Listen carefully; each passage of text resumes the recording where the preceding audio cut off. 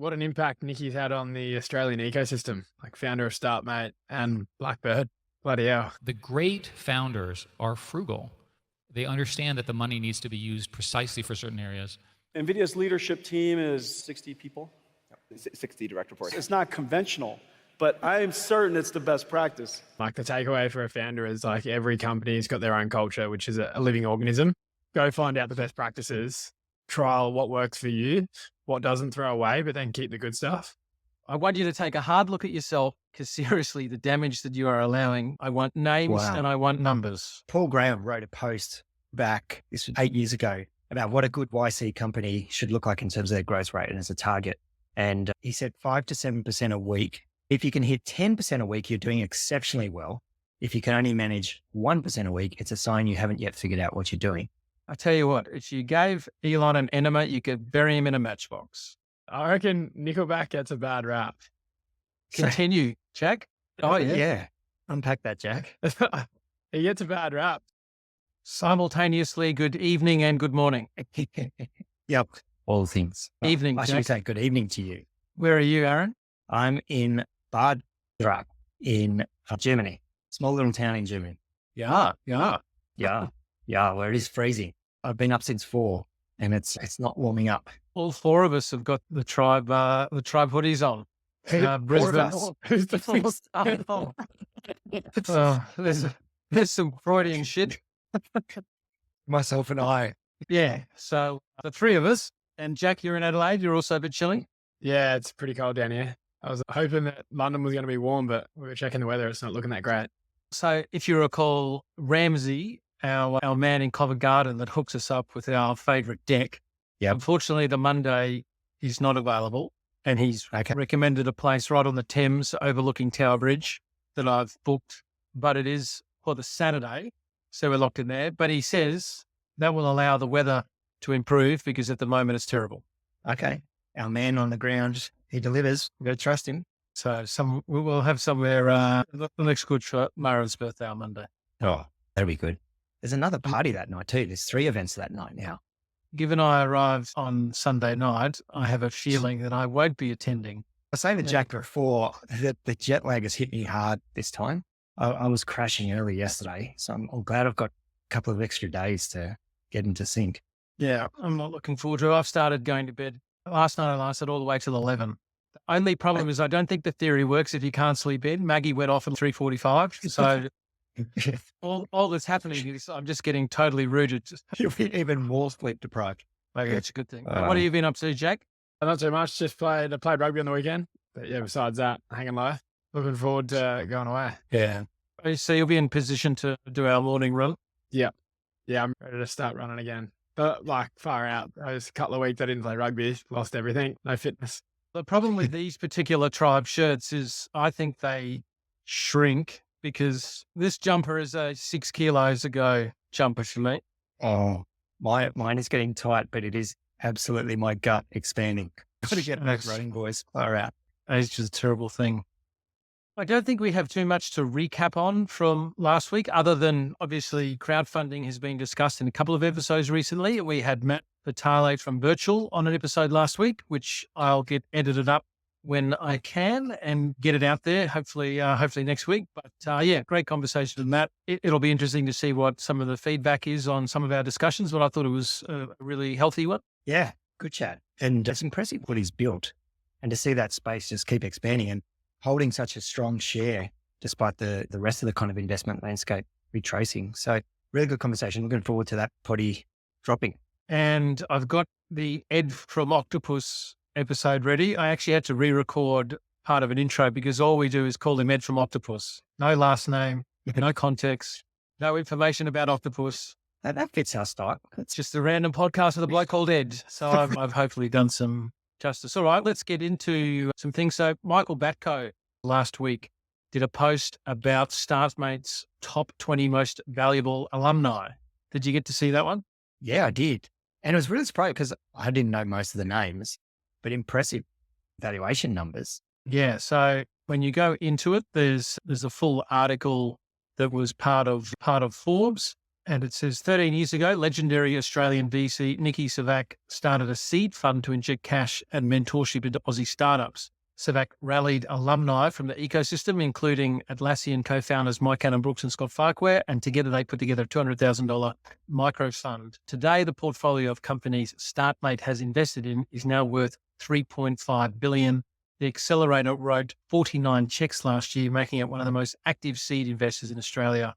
Over the past 5 years, 43% of Startmate's investments have been into companies with female co-founders, and Startmate raised $20 million since its initial fund in 2011 and has attracted capital from the biggest names in Australian business, including Twiggy Forrest Tattarang, founders of Canva, Culture Amp, Adore Beauty, as well as further funding from Cannon-Brooks and Farquhar. Really impressive stats. 49 investments last year. It's a lot. I wonder what proportion of that was follow-on versus new portfolio companies. But considering how many other VCs were just sitting on hands and recovering from 2021 valuations, that's a big number. I think we reach out to Michael and see if he's ready to ruin his brand and join us. Let's do it. On an episode to us those questions. But yeah, the list that he posted on LinkedIn. So UpGuard, 400 million. That's from the cohort of 2012. And that's 400 Uncrowd, plus. yeah, 400 plus. Yeah. I wonder how big the plus is. Uncrowd, 400 plus. Morse Micro, 300 to 400. Anonymous, strange name for a company. The thing, the 3 to 400 mil. Edrolo, 2 to 300 mil. Propeller, 200 to 300 mil. 5B, 100 to 200 mil. That's one I hadn't heard of before. SiteMate, 100 to 200. Amber, 100 to 200. And that is just that's some great performance. And I think the Startmate model, correct me if I'm wrong, is that it seeks to bring in mentors from around the ecosystem. And in order to be part of the program, you have to be chosen, you have to be referred in, and you got to stump up some cash to invest. Yeah, back in 2013, I think I first came across Startmate. At the time, they had a mentor fund and you had to invest through that. I'm not sure if that's changed, but like great model, like good way to have good quality mentors that have skin in the game. I think for me, looking at this list as well, so first thing I notice is, and digging into those that I didn't know before, almost all B2B, but look at the vintages. They're the 12-year-old, 2 11-year-old companies, a couple of 7-year-old, a 6-year-old company. And then those more recent ones, Amber and Sakona, sorry, not Amber, Sakona and what was the other recent one? 5B. But Sakona is a battery material supplier, so energy space, so pretty hot, pretty timely. You can see why they've done well in the last couple of years. But yeah, it is that reminder, this is a long-term game. Like you look at those companies that have been around hitting those valuations. I'm going to be interesting to see how the 2021 companies, and 5B was 2020, and then there's 3, 4, 5 companies from 21. So it'll be interesting to see how their next round goes. But look, absolutely great performance. Yeah. Jack? Oh, it's just what an impact Nikki's had on the Australian ecosystem, like founder of Startmate and Blackbird. Bloody hell. Yeah, that's true. So was it Nikki, or is it Nikki and Rick's being left off the article? Nah, so Nikki and Rick co-founded Blackbird, but I think Nikki was the sole founder of Startmate. Yeah, got it. Yeah, cool. Nikki was definitely driving Startmate. I'm curious what the anonymous one is. Yeah. I wonder why it's anonymous. I wonder. Good question. I reckon it's that one done and edit that out. Please edit my immediate laughter. The question is, do I edit the whole thing or do I just edit the name? Let's be professional. We do seem to have survived last week's episode, so that we haven't got the line. I haven't found the line yet. So I'm going to keep. Wow. We'll continue to go. Now, Startmate backs really early stage founders. And one of the things I think we would agree in that early phase is that frugality is something that we really see as a core part of that early stage. And I found this little video from Eric Schmidt talking about this concept that I thought would be interesting to unpack. I can always tell when we're dealing with a proper founder when we start with how are they spending their money. And so whenever I go into a startup that has beautiful offices and really nice chairs, I cringe because that means that they haven't quite figured out that it's not their money, unless it is their money, in which case they can waste it on that. When I joined Google, I was given an office and I had a little corner of a desk with 4 other engineers. Eventually, I was given an 8x12 office where my desk was literally a door, which I've retained to try to remind myself of what it takes to be successful. So my office today has that door in it. The great founders are frugal. They understand that the money needs to be used precisely for certain areas. Many of the most successful founders begin with no salary at all. I have lots of stories about Larry and Sergey, but let's just say that when I started, one of them was having trouble with his car, so I had to loan him my car because he broke down. That's the kind of stuff we're talking about. So if you're not prepared to live that, you don't really understand what being a founder is like. I mean, for me, I'd love to be a founder. I'd love to have a nice corner office with a beautiful view and lots of secretaries. And all this. That's not how it works, right? And the great founders always started that way. So yeah, frugality. Do we agree with that? Yeah, absolutely. Resourcefulness over resources. How many times have we said that on a potty? I think one of my favorite experiences, one of our portfolio, is Gaspot. I like the fact that it's got exactly what they need. It's function over form. I don't even think he has a sign on the door because all of their stuff is outbound. And why would you bother with that? They've got all of their R&D around there and they're scrappy. Yeah, absolutely. Absolutely feel it when you walk into that space. But this is why raising too much money can be a problem, right? Because it changes how you make decisions and you end up spending money on things that might be more vanity or less effective in terms of really getting traction. And it reminded me, I remember there was this company I was looking at way back, like when I was just starting to learn about angel investing. And I asked these founders that we're catching up with, what was the biggest dispute you've had as a founding team so far? And they're like, oh, it happened just last week. We were debating about chairs and how to fit out the office and what color the wall should be. I'm like, oh, you guys, if that's the biggest dispute you've had, number one, then first of all, you're talking about the wrong shit. Second of all, you're so focused on these parts that this is such a negative signal. So I think what I've worked out is when in London, if it is cold and people say, why is your belly button hanging out? I'm going to say, we just have to save on material. That logic would play out if they charge more for larger shirts, but they don't. Yeah, it is a bit of a balance.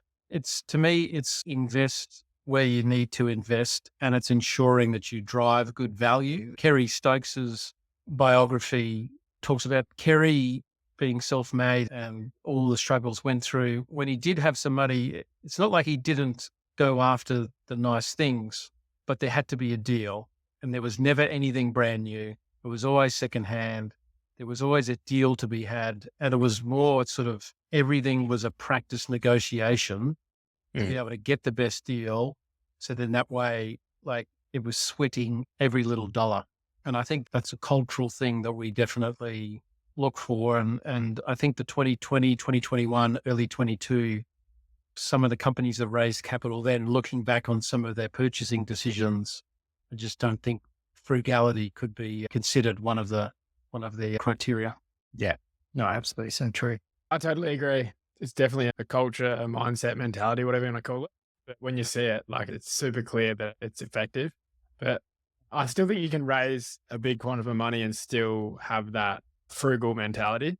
And I know I keep yapping on about Kiki. Yes, I was like, last week there was no Kiki. I was like, it's got to be this one. So they raised the biggest seed round NZ New Zealand's ever had. But they've still maintained that frugal mindset and they've got that scrappy mentality. I think that's one of their company values. So that's a textbook example of still raising a big quantum and maintaining that startup mentality. Mm-hmm. Yeah, absolutely. And whilst it's not really frugality, but it is a certain mentality and a certain approach, Jensen Huang of Nvidia did an interview. I knew he had a few direct reports. I didn't realize he had 60 direct reports. And I might just play this first and then we can unpack it. NVIDIA's leadership team is 60 people. 60 direct reports. 60 direct reports, yeah. Which is not conventionally considered a best practice. I'm certain that's the best practice. It's not conventional, but I am certain it's the best practice. The reason is because the layer of hierarchy in your company really matters. I don't do one-on-ones. And almost everything that I say to everybody all at the same time. And the reason for that is because I don't really believe there's any information that I operate on that somehow only one or two people should hear about. These are the challenges of the company, or this is the problem I'm trying to solve, or this is the direction we're trying to go into. This isn't working, that's working well. All of this type of information, everybody should be able to hear. I love that everybody's working off of the same song sheet. I love that there is no privileged access to information. I love that we're able to all contribute to solving a problem. And when you have 60 people in a room, everybody heard the reasoning of the problem. Everybody heard the reasoning of the solution. Everybody heard everything. I believe that when you give everybody equal access to information, it empowers people. And so that's number one, empowering.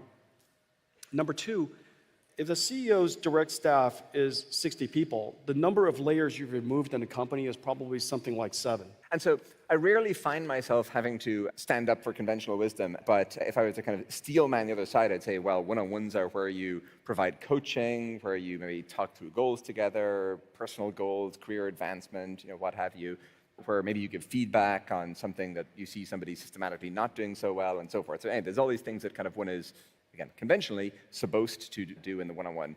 Do you not do those things, or do you do them in a different way? Really good question. I do it right there. I give you feedback right there in front of everybody. In fact, this is really a big deal. First of all, feedback is learning. For what reason are you the only person who should learn this? Now, you created the conditions because of some mistake that you made or silliness that you brought upon yourself. We should all learn from that opportunity. So for me to explain to you why that doesn't make sense or how I differ from it, half the time I'm not right. But for me to reason through it in front of everybody helps everybody learn how to reason through it. And so the problem I have with one-on-ones and taking feedback aside is you deprive a whole bunch of people that same learning. Learning from mistakes, other people's mistakes, is the best way to learn. Why learn from your own mistakes? Why learn from your own embarrassment? You gotta learn from other people's embarrassment. That's why we have case studies, and isn't that right? Have you succeeded in getting other leaders at Nvidia to adopt this practice? I give people the opportunity to decide for themselves, but I really discourage one-on-ones. I really discourage one-on-ones. Nothing is worse than the idea that somebody says, oh, Jensen wants us to do this. Why does that have to be said to anybody? Everybody should know. So, Aaron, there's a couple of things that Jack and I would like to talk to you about. Hey, feedback real time in front of an audience. Let's go. It's like Festivus. I think he's effectively just using Festivus In a corporate context. Learn from other people's embarrassment. That's quite the line. It would be a natural filter, I think, in terms of who would be able to do that and who wouldn't. Yeah, intellectually, you can't disagree with everything that he's saying. And Nvidia is about to be the world's most valuable company if it continues the momentum. So you also can't argue with the results. That's a hell of a culture to be in. And so only the people that have probably very thick skin and relish that, there's a lot of people that just would not be able to handle that environment. But intellectually, why not? And I think it's similar. Ray, who's the big Dalio. Yeah, Ray Dalio. Yeah, Bridgewater. Almost Bridgewater subscribes to a similar thing, that we're going to do performance reviews in public, and 10% of the company is going to get cut every 6 months, and everyone's going to know where they sit, and it gives them a chance to FIFO, sit in or fuck off. Yeah, Ray has a real-time feedback system even during meetings. Like in every meeting, everyone can give feedback on everyone else in a meeting, and you see it on a color-coded screen. Like that, talk about instantaneous. Apparently what they said was it was good at identifying when it was just you having a response to what others were saying and seeing everyone else's response to the same thing. So it was a bit of a calibration of our own biases and everything else. But there's only a certain type of person that can operate in those environments. Yeah, there isn't, like, the cool out for me, there isn't one way to go about how you want to run a company. And like the takeaway for a founder is like every company's got their own culture, which is a living organism. So stop trying to replicate what Jensen does at Nvidia, because that may not work for your company. But like something he mentioned in there, he doesn't make his whole company subscribe to the way he does it. So he's asking them to learn by trial and error what their style is and then implement it. So it's go find out the best practices, trial what works for you, what doesn't, throw away, but then keep the good stuff. I agree. I think I would separate the what and the how. So I think there is some commonality on the what throughout the world. Fast communication, making sure that authority and power and influence work together, transparency. Like one of the transitions for a founder is when they give birth to the company, they tend to keep a lot of information private, the financials, some of the problems. And often when it's going bad, it's because we want to protect people from the bad news and not make them concerned. I've been lucky enough to be in positions in some of the companies where you're just embarrassed by the money that you're printing, and you just feel if the rest of the company knew that, they'd be a mutiny. With a bit of maturity, and then you get the right systems and process and the right incentive structures, people tend to worry about themselves more and do they have an opportunity to grow. So one of the things we try and do really early is founders that have a tendency to want to hold on to information. No, people are more resilient than you think. If people are bought into a long-term vision and they get communicated with, they're going to relish the opportunity to work with problems. Now, what Jensen's talking about there is how to do it. And he's got a fairly special how. Some of the stuff we do, we implement a thing called the Participative Organizational Council, the POC. It's a council, not a committee, because we think committees are a great way to destroy a company. But the whole idea of that council coming together is a cross-section of the whole organization. That's the sort of 60 people. And you're talking about all of the things we need to improve. You're talking about all of the challenges. Now, he takes it a step further and does hey, you fucked this up. I guess if your culture can handle it, and that's really probably what the Radical Candor book is built on. If you've got a culture there and you're able to do that, being careful that radical candor taken too far is just an asshole and no one will stay. So I think separate the what is the similar, but the how is different. Yeah. And what you said in there, Don, is so true. I remember GFC running our software company, and there was a point, actually it's just before GFC started, but there was a point we had borrowed money. We were in debt. We had, I think, $5,000 in the bag, didn't know how we were going to make payroll, sitting around the table with our staff, and they're all talking about one was about to buy a house, one's about to have a baby, Christmas coming up. And I remember just thinking, how am I going to dig out this hole? And I did not share any of that with the team. And like we survived that, ended up doing okay. But some mates who went through similar situations, they were completely transparent with their teams, told them everything, here's the reality.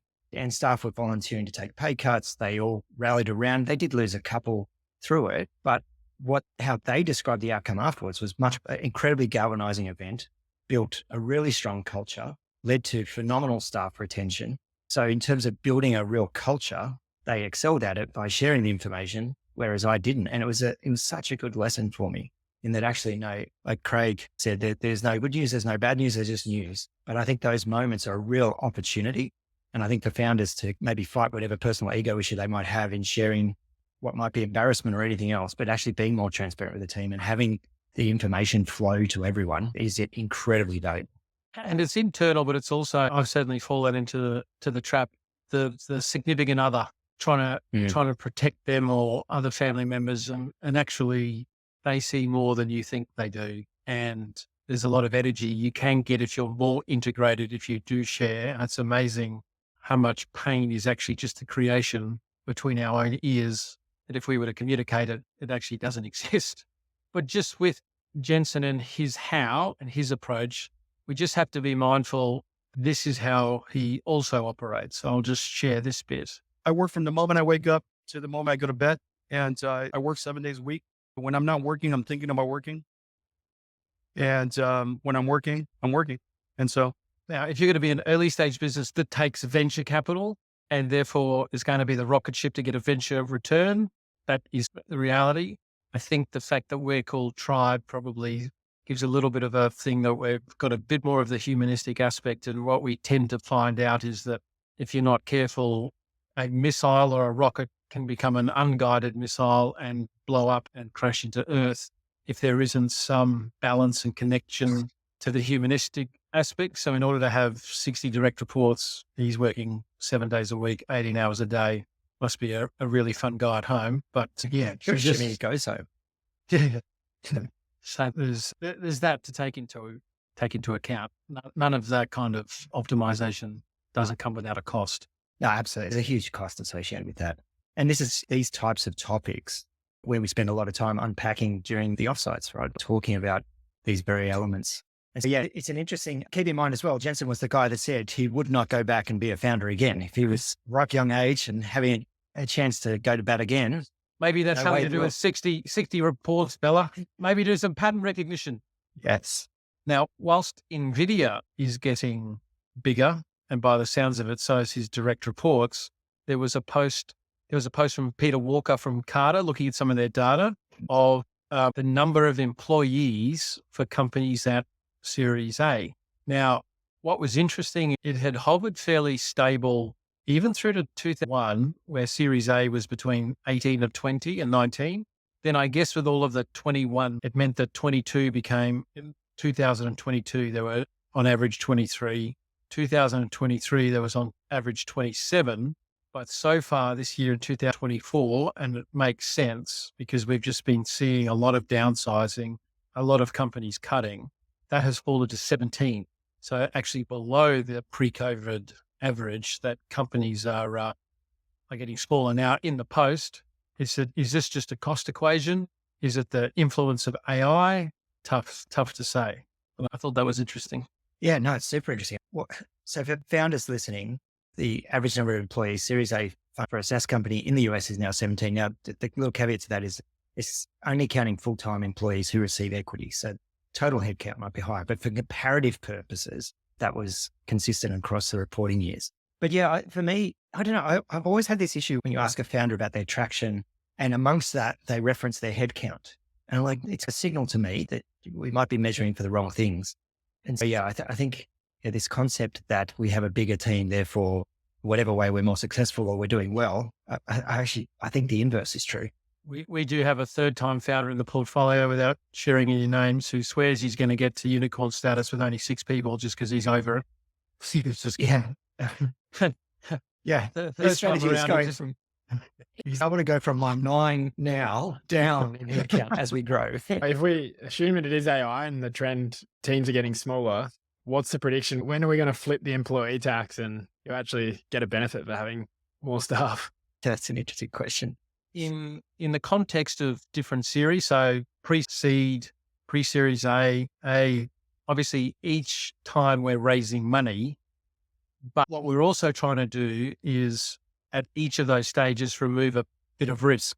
And I thought this little video here from Mark Andreessen described that process quite well.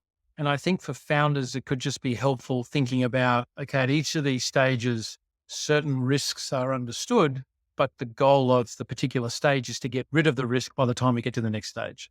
Single biggest thing entrepreneurs are missing, both on fundraising and how they run their companies, is the relationship between risk and cash. So the relationship between risk and raising cash, and then the relationship with risk and spending cash. So I've always been a fan of something that Andy Ratcliffe taught me years ago, which he calls it the onion theory of risk, which basically is, you can think about a startup like on day one as having every conceivable kind of risk, right? And you can basically just make a list of the risks. So you've got founding team risk. Are the founders going to be able to work together? Do you have the right founders? You're going to have product risk. Can you build a product? You'll have technical risk, right? Which is maybe you need a machine learning breakthrough or something to make it work. Are you going to be able to do that? You'll have launch risk. Will the launch go well? You'll have market acceptance risk. You'll have revenue risk. The big risk you get into in a lot of businesses that have a Salesforce is, can you actually sell the product for enough money to actually pay for the cost of sale? So you have cost of sale risk. If you're a consumer product, you'll have viral growth risk. Well, you get this into viral growth. And so a startup at the very beginning is basically just this long list of risks, right? And then the way that I always think about running a startup is also the way I think about raising money, which is it's a process of peeling away layers of risk as you go. And so you raise seed money in order to peel away the first 2 or 3 risks, right? The founding team risk, the product risk, maybe the initial launch risk. You raise the A round to peel away the next level of product risk. Maybe you peel away some recruiting risk as you get your full engineering team built. Maybe you peel away some customer risk as you get your first 5 beta customers, right? And so basically the way to think about it is you're peeling away risk as you go. You're peeling away risk by achieving milestones. And then as you achieve milestones, you're both making progress in your business and you're justifying raising more capital, right? And so you come in and you pitch somebody like us and you say, you're raising a B round. The best way to do that with us is you say, okay, I raised the seed round. I achieved these milestones. I eliminated these risks. I raised the A round. I achieved these milestones. I eliminated these risks. Now I'm going to raise a B round. Here are my milestones. Here are my risks. And then by the time I go to raise a seed round, here's the state that I'll be in. And then you calibrate the amount of money that you raise to spend to the risks that you're pulling out of the business. I think that's a pretty good way to look at it. And even though investors, I don't think, articulate it like that often, I think that's what's happening behind the scenes the majority of the time. Yeah, I think it's really good. And not just investors that articulate, but even for founders, like that little nuance at the end there where he said, presenting to investors and saying, in my last round, I eliminated these risks. I know it's a different way of saying what we might already be saying, but I think there's a good nuance in that. It's understanding what risks do I need to eliminate for investors to be able to be comfortable taking the next risk? Yeah, I like that framing there, Aaron, like accepting where you guys are today and being transparent about that and saying, this is the known unknowns and this is where we're raising capital to try and achieve. But equally with investors, we've seen investors come down the stages, investing increasingly earlier. And part of that is their modeling. Part of it is they want a bigger stake in the company. But part of it is just access to deal flow. Part of it is they can't differentiate in any other ways. They would need to be in early. But then like one little flag there is I don't see them adjusting this perception of what risk should look like in the company at that stage. And we're still hearing from founders that a lot of those early stage, they call themselves pre-seed, but their expectation of what has already been de-risked by that stage is not compatible with what would be expected of a pre-seed company. So Jack, only because you brought them up first, but let's just take Kiki. Why not give them, say, 1.5 first to go off and get some traction and demonstrate a few things? Why give them the full lick of, what was it, 7 or 8? I think, yeah, 6 mil NZ, but they already had traction in Sydney. So they filled, let's say, 1,000 apartments and they were ready to scrap Sydney, relaunch in the US. So I don't know how much they're forecasting for runway, but assuming salaries and leasing an office in New York is going to cost a fair bit of money. So I don't know there. And it was a competitive round, right? So that was an edge perhaps from Blackbird, like increasing the quantum. But do you think as well, Jack, your point earlier when we were talking about resourcefulness and you mentioned Kiki as a team that still operates scrappy, I imagine that would have played on the investor's mind too, is that we can give this higher quantum if they have a culture of scrappiness that they're maintaining. Yeah. Like I'm sure they would have had a reason for use of funds just because they aren't spending all their money on paid ads on Meta. There would have been a reason to raise such a big quantum. For some investors, you get to put money in and you end up on an absolute rocket ship. And Salesforce has definitely been that for some of the early internet investors. What we saw this week was, or maybe it was the end of last week, that it had its worst trading day since back in 2004, where it lost $50 billion on one trading session.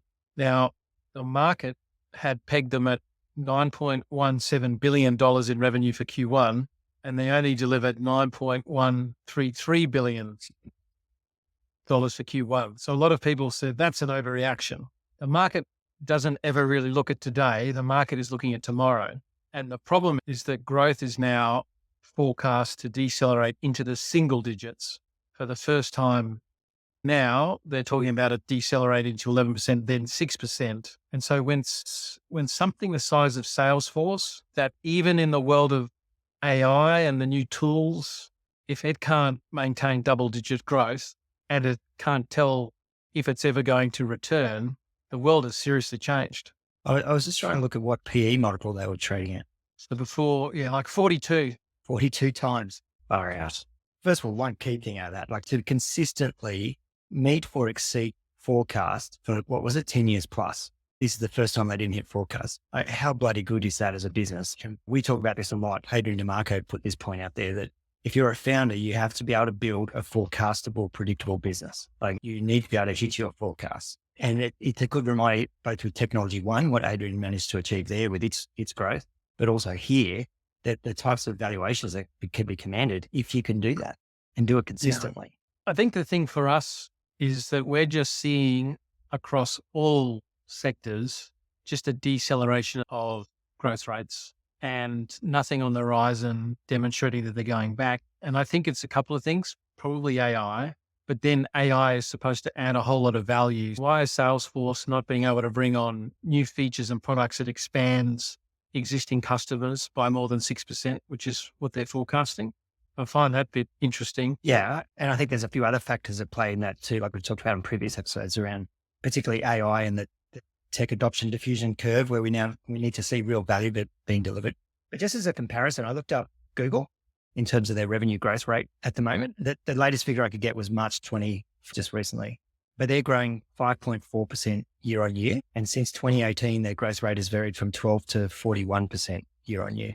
So it'd be interesting to see if we start, is this the canary in the coal mine for others? We're going to see other big tech giants also starting to not hit forecasts and targets. Funny you might say that. I'm just bringing up a post. Is this where you referred to the glut of Tesla stock and the demise of electric vehicle pricing?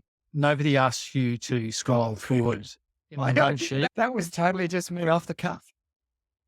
Oh, maybe I can't find it, but there was just a number of big listed entities that have come out with their earnings or whatever else, and they're all down. I remember Paul Graham wrote a post back, this was 8 years ago, about what a good YC company should look like in terms of their growth rate and as a target. And he said 5 to 7% a week growth rate a week. He said if you can hit 10% a week, you're doing exceptionally well. If you can only manage 1% a week, it's a sign you haven't yet figured out what you're doing. Now, for context, growing at 6% a week is 20x growth a year. And so this is for YC companies back 8 years ago. Would that be 2015? I think it was. Yeah. I have no idea what he's saying today to YC companies. It's easy to grow 20x at pre-seed than it is at bloody $9 billion. Like Canva at a... They're growing at 40% at $2 billion, which is wild. But you think of all, like, we know what they're doing. They're expanding enterprise. Like, they're bringing on all these new feature sets, which AI has been a positive black swan to them. Like, it's made it so much more valuable, the platform. But even still, 2 billion to 9 billion, there's another jump to go to get to Salesforce, and then to go again. We're talking big numbers. Absolutely. And like you say, Don, not all growth is healthy. And so focusing on healthy growth rather than just purely trying to smash out of the park a big number. Yeah. If you can be healthy and then develop in the right way, then growth usually is one of the outcomes. Yeah, growth for growth's sake is not what we're chasing down here. Now, speaking of growth numbers, Michael Gethin, managing partner Asia at Modus Partners. Modus Partners is also where Adrian Bunter, great friend of the show, is a partner in. I think that's right. I might just check. An active listener will know within 5 minutes of you publishing this if it's correct or not. Adrian Bunter, partner at Modus Partners. Excellent. Shout out to Adrian. But Michael put up a post, which is the updated data on SaaS valuations. Public markets reward faster growing, bigger SaaS companies and punish low growth SaaS companies. That's exactly what Salesforce is experiencing. At the end of the day, the pace of that growth is what's important. So top quartile has a median multiple of 13.1x. The last 12 months revenue growth is 24.7% and 1.9 billion median total revenue. So that's the top end. The bottom quartile is at 2 times growth and only grew by 4.2%. So there's a big difference there. And so the chart that he put up here across the median is pre-COVID, like 6 times, 7 times, 8 times. Then COVID comes along at that median level of 14, 15 times. And now we're at the 6 times. So we're actually worse off than what we were before COVID, which makes a bit of sense that we're still trying to clear a bit of a hangover. Yeah. Anything else on that one? No, I think it's good for founders to understand or like to look at. Bottom quartile has a median multiple of 2 times. Top quartile has a median multiple of 13.1. I think one of the things we discussed in a previous episode of when you've got amazing growth rates, it almost doesn't matter what's in your deck, you're going to stand out. When you're actually in the middle and you don't have that level of growth rate and you need capital to get that growth, you've actually got to make sure all the little signals line up. Otherwise you get lost in the crowd. Absolutely. You never want to be in the middle of any bell curve. I wonder if that's true. You never want to be in the middle of any market. If you can be top end of the bell curve, it's definitely advantageous. I don't want to be at the bottom one. Anything from you on that one, Jack? No, but I'm looking at the Sharts. I'm looking forward to it, Don. Sorry. I did not look at the Sharts in advance deliberately. I just want to have my reaction online. Just hold the phone, Reg, because there's just one missing that I'm just going to copy across so I can share the screen. Now, this isn't really a data set, but I just thought this was the surfer mentality is someone who enjoys every ride while it lasts, but knows that there's always another wave coming soon. Good philosophy. Not very good for relationships. I am not looking for another wave. Now, a couple of these charts are actually from Alex Downey from Glow Capital. I saw a number of posts, which I have stolen here, but Nickelback's albums are a rare combination of best-selling yet poorly rated.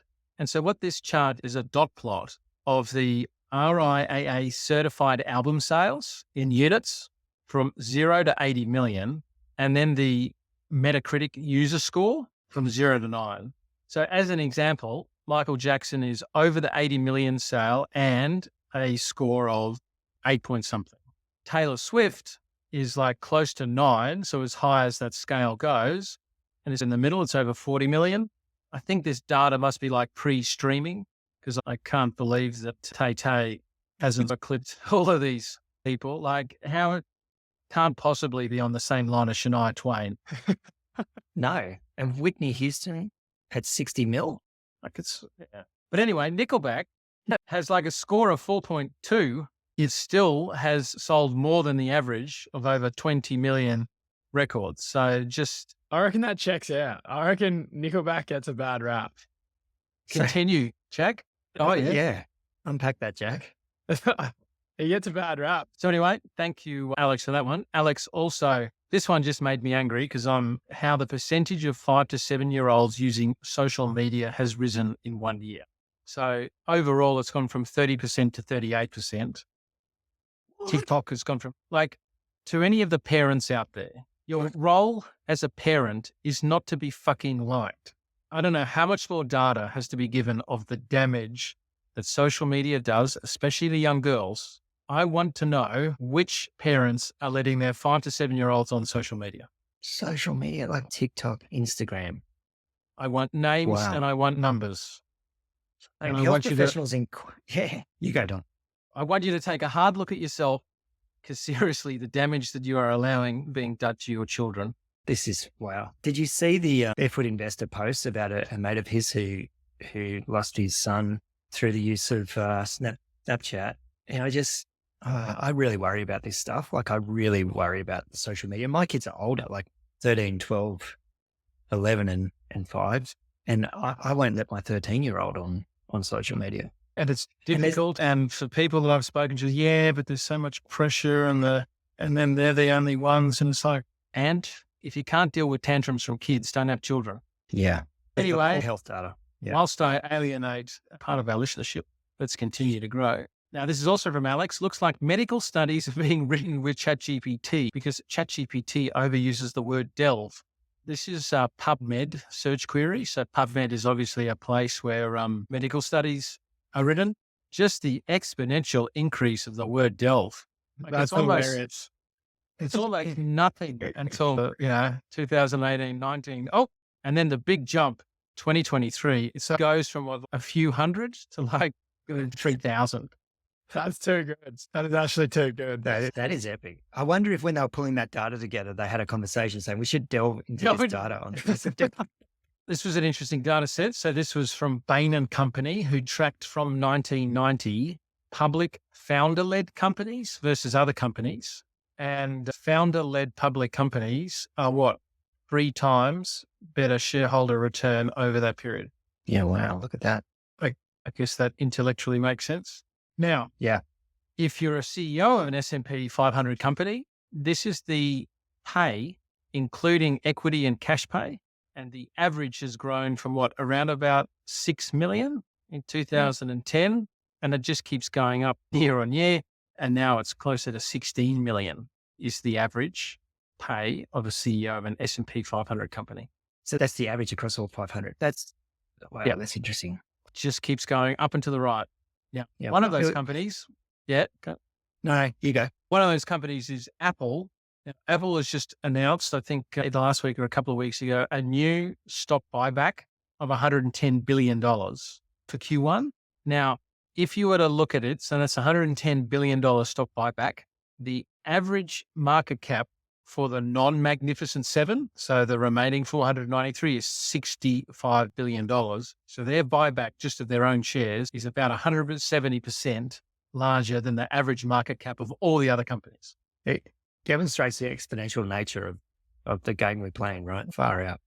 Scary. The disparity of wealth is only going to get worse. Yeah. 100. Now, this chart is the S&P earnings growth looking forward, going back to 1985. And it was like around 11% from 1985 through to 1987.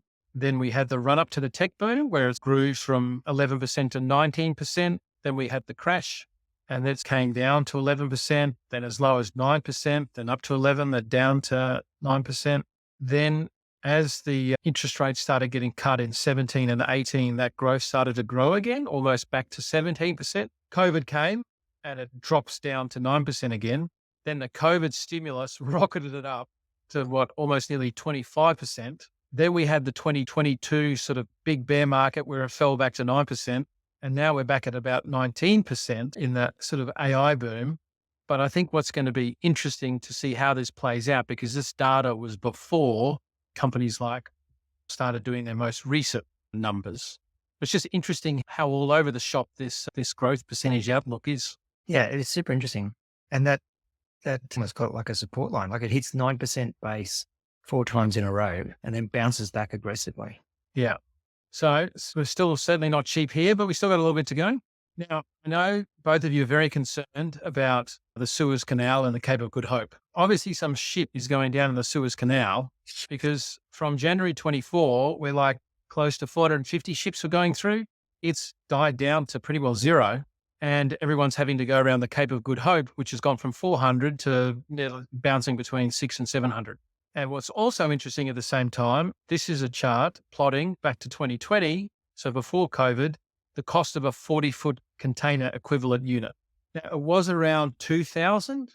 Then, as we know, during COVID, it absolutely rocketed up, and Northern Europe hit 20,000, US to Asia East Coast hit 12,000, and Asia to the US West Coast hit around about 9,000. Then it came all the way back down again to 2,000. But now she's creeping up and she's back at 6,000, which to me, narratives around interest rates dropping like a rock when you've got freight rates doing this. Clearly, there's a lot of demand for stuff. Yeah. Now, this chart actually I took the kids to the museum, the Queensland Museum on the weekend.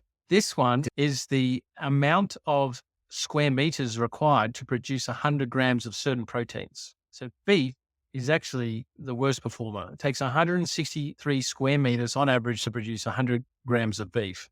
If you are happy to eat mealworms, you only need 1.8 square meters to produce 100 grams.